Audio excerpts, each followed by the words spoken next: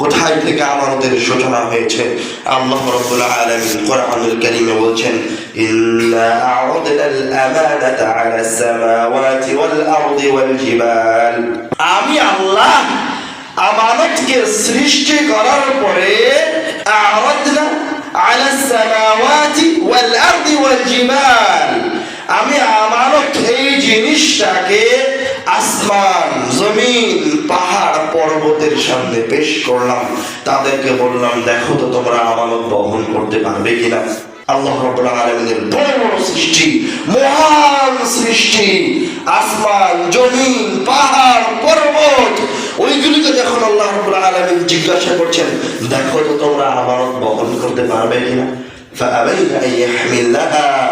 তখন তারা আল্লাহ রাব্বুল আলামিনের কাছে আত্মসমর্পণ করলো।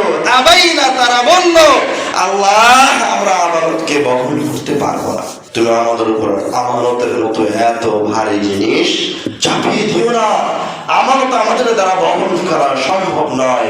ফাশফাকনা মিন, আল্লাহ রাব্বুল আলামিন বলছেন, যখন তারা আমানতকে বহন করতে অপারগতা পেশ করলো, তখন আমি দয়া করে তাদের উপরে আর আমানতকে চাপিয়ে দিলাম না। এখন আমানত কে নিবে? ওয়াহামালাল ইনসান, আল্লাহ মানুষের সামনেও আমানতটা পেশ করলেন, মানুষ আমানতকে গ্রহণ করলো। মানুষ আমানত গ্রহণ করতে পছন্দ করে, ভালোবাসে। কেন? আমানত কি? মানুষ কেন আমানত গ্রহণ করতে পছন্দ করে?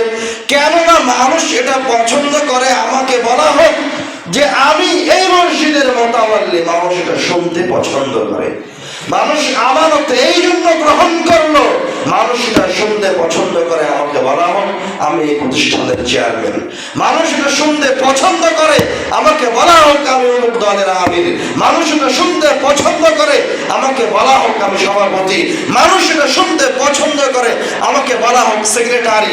মানুষ এটা শুনতে পছন্দ করে, আমাকে বলা হোক ওসি, ডিসি, ডিআইজি, আমাকে বলা হোক প্রধানমন্ত্রী।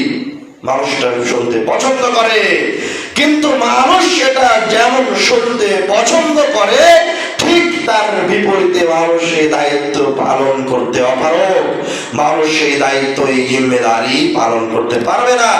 মসজিদের মোতাওয়াল্লি, মসজিদের সভাপতি, সেক্রেটারি, দলের সভাপতি, তার মসজিদে, তার দলের মসজিদে এখন পর্যন্ত ইসলাম শিক্ষার ব্যবস্থা করতে পারে, মানে ও খেয়ালত, ও পছন্দ করে ওকে সভাপতি বলা হোক, ওকে সেক্রেটারি বলা হোক, কিন্তু সে তার দায়িত্ব পালন করতে পারে না। ও খেয়ানতকারী, শয়তান ওকে দায়িত্ব পালন করতে দিবে না।